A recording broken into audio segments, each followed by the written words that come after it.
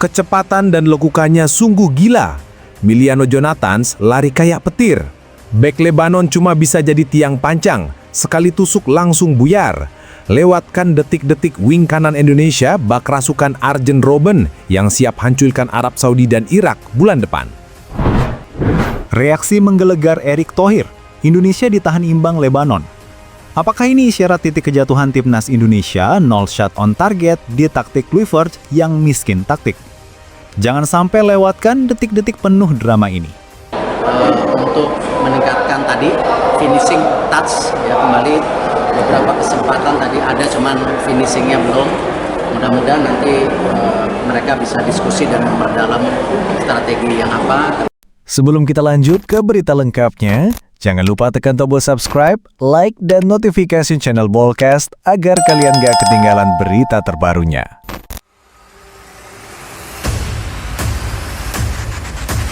Gelora Bung Tomo, Surabaya, seakan menjadi saksi lahirnya Arjen Robben baru dalam balutan seragam merah putih. Dialah Emiliano Jonathans, winger muda timnas Indonesia yang malam tadi tampil bak kesurupan legenda Belanda tersebut saat Garuda menghadapi Lebanon. Sejak menit awal, Emiliano sudah menunjukkan keistimewaannya.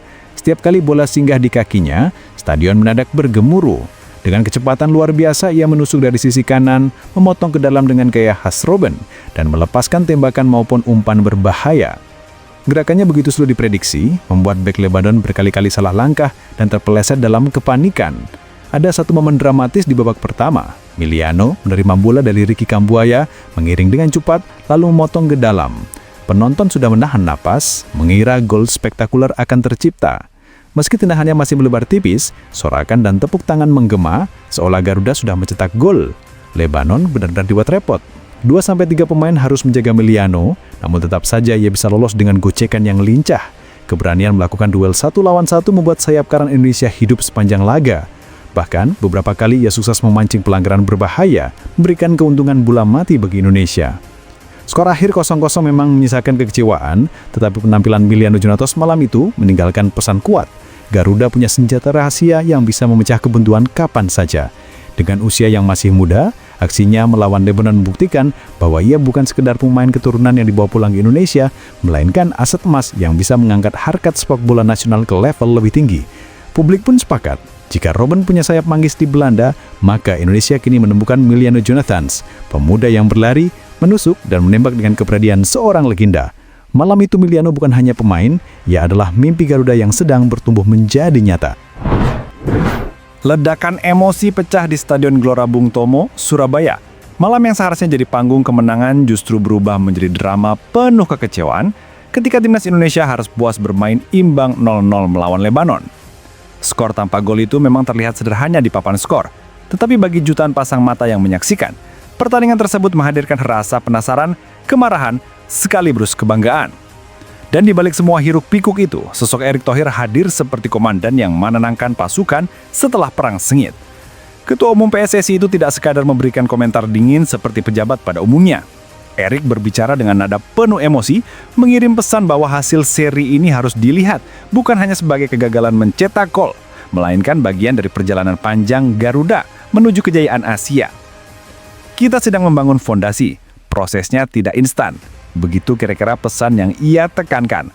Erick tahu betul, publik Indonesia haus kemenangan, tapi ia juga ingin mengingatkan bahwa untuk menjadi tim besar, jalan yang ditempuh pasti penuh luka dan cobaan.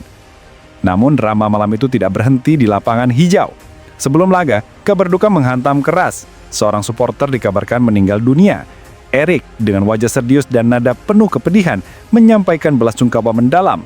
Ia menegaskan bahwa sepak bola bukan hanya tentang menang atau kalah, tetapi juga tentang nyawa, persaudaraan, dan kebersamaan. Sentuhan kemanusiaan ini seolah mengubah atmosfer stadion, seolah-olah Garuda bermain bukan hanya demi bendera merah putih, tapi juga untuk mengenang sang supporter yang berpulang. Meski gagal mencetak gol, performa timnas tetap menyimpan catatan penting. Pertahanan Garuda mulai menunjukkan kedisiplinan, lini tengah berusaha mengalirkan kreativitas, dan beberapa pemain tampil dengan energi luar biasa. Namun, jelas terlihat bahwa lini depan masih tumpul, masih mencari kombinasi ideal, masih kesulitan menusuk pertahanan rapat ala Timur Tengah. Erick Thohir menegaskan, justru dari laga-laga sulit seperti inilah mental juara ditempa. Jangan cepat puas, jangan cepat putus asa. Ini proses panjang, tegasnya. Di tribun, supporter yang sempat kecewa akhirnya terdiam, merenungkan ucapan sang ketua umum. Ada api yang kembali menyala, sebuah keyakinan bahwa kebangkitan besar akan segera datang. Pertanyaan demi pertanyaan pun muncul. Apakah Garuda akan mampu bangkit di laga berikutnya? Apakah tumbuhnya lini depan akan segera teratasi? Dan apakah ini menjadi cambuk untuk menunjukkan performa meledak-ledak di pertandingan selanjutnya? Erik tidak menjanjikan kemenangan instan, tapi satu hal jelas, ia menuntut keseriusan, konsistensi, dan pengorbanan total. Hasil imbang melawan Lebanon bisa jadi terasa memalukan bagi sebagian pihak, tetapi dengan narasi yang ia bangun, hasil itu justru diputar balik menjadi motivasi besar. Seolah-olah Erik ingin berkata, jangan menilai kami sekarang, tunggu saat Garuda benar-benar mengepakkan sayapnya, dan saat itu dunia akan terkejut. Kini sorotan mata pecinta sepak bola Indonesia tertuju pada laga-laga berikutnya. Publik menanti momen ledakan Garuda, entah melalui aksi spektakuler di Kikabua yang di lini kemah, tusukan Milianos John Hans yang seolah kerasukan Arjen Robben, atau Trisula baru yang digadang-gadang sebagai masa depan timnas. Satu hal pasti, drama belum berakhir, justru baru dimulai. Dan disinilah letak daya tariknya, apakah Garuda akan terus terjebak dalam kebuntuan, atau justru meledak dengan kemenangan heroik? Jawabannya akan segera hadir. Karena sepak bola Indonesia, seperti ucapan Erick Thohir, adalah tentang proses, tentang perjalanan panjang, dan tentang keyakinan bahwa badai pasti akan dilalui untuk menuju matahari kemenangan.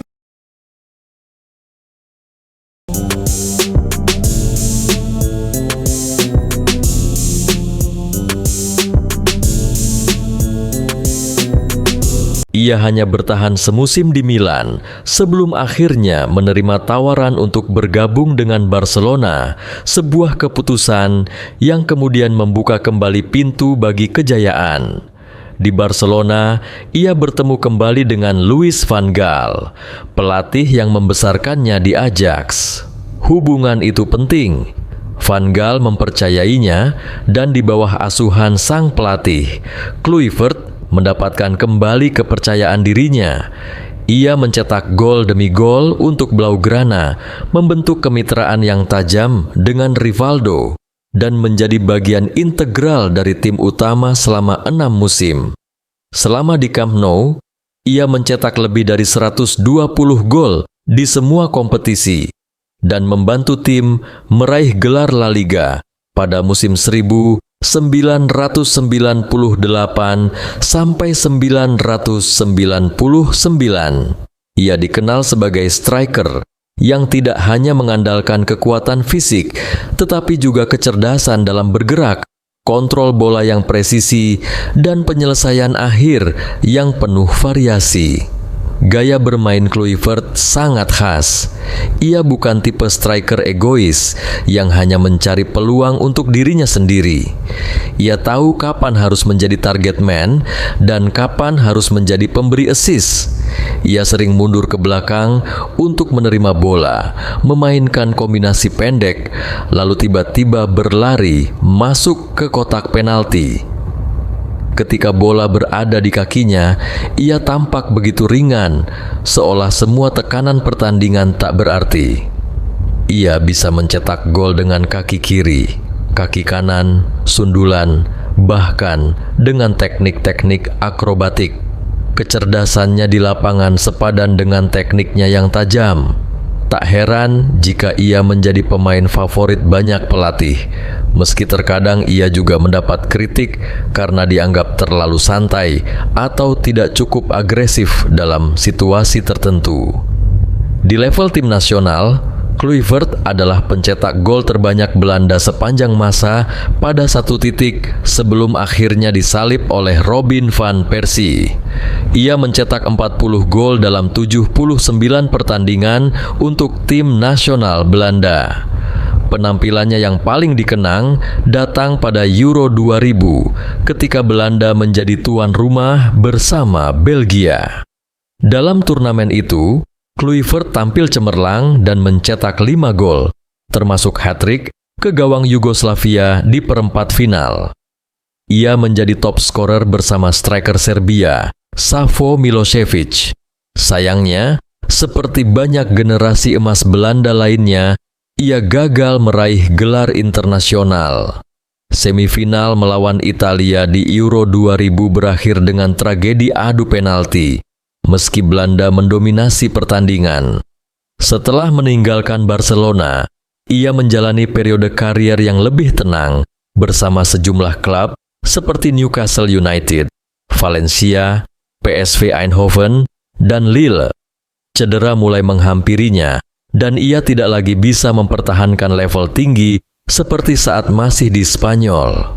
Tapi dimanapun ia bermain, ia tetap menunjukkan profesionalisme dan kualitas. Ia pensiun dari sepak bola profesional pada tahun 2008. Banyak pemain tenggelam setelah pensiun, tapi tidak dengan Kluivert. Ia memilih untuk tetap berada di dunia yang membesarkannya. Ia menjadi pelatih, asisten pelatih, dan kemudian masuk ke ranah manajemen.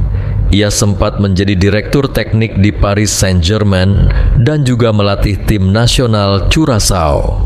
Keterlibatannya di berbagai level menunjukkan bahwa ia tidak hanya peduli pada kejayaan pribadi, tetapi juga ingin memberi kembali pada dunia sepak bola. Patrick Kluivert juga dikenal sebagai pribadi yang tenang, berkelas, dan punya pandangan luas tentang kehidupan. Ia tidak pernah mencari sensasi. Bahkan saat menghadapi kritik, ia tetap menjaga martabatnya. Ia juga seorang ayah yang bangga terhadap anaknya, Justin Kluivert, yang mengikuti jejaknya menjadi pemain profesional. Patrick tidak menekan putranya, tapi mendukungnya untuk menjadi versi terbaik dari dirinya sendiri. Mereka sering dibandingkan, tapi Patrick membiarkan Justin berkembang dengan caranya sendiri.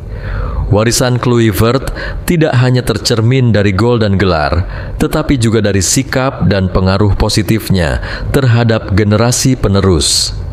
Kini, meskipun tidak lagi aktif bermain, nama Patrick Kluivert tetap melekat kuat dalam sejarah sepak bola Eropa. Ia adalah bagian dari generasi pemain yang mengedepankan teknik tinggi, ketenangan dalam bermain, dan kecerdasan taktik. Ia menjadi inspirasi bagi banyak pemain muda, tidak hanya di Belanda, tetapi juga di seluruh dunia. Ia menunjukkan bahwa untuk menjadi striker besar tidak cukup hanya mengandalkan kekuatan, tapi juga butuh pemahaman permainan yang mendalam dan ketenangan dalam eksekusi. Dalam dunia sepak bola yang terus berubah dan bergerak cepat, sosok seperti Kluivert menjadi pengingat akan keindahan permainan itu sendiri. Patrick Kluivert adalah bukti bahwa sepak bola bukan hanya tentang kecepatan atau kekuatan, tapi tentang seni, visi, dan kemampuan mengubah peluang kecil menjadi sejarah besar. Ia bukan hanya striker pencetak gol, tetapi juga pemikir lapangan yang tahu bagaimana cara bermain dengan kepala dan hati. Ia adalah legenda yang tidak hanya hidup dalam angka statistik, tetapi juga dalam ingatan orang-orang yang pernah menyaksikannya bermain. Dan selama sepak bola masih punya ruang untuk keindahan,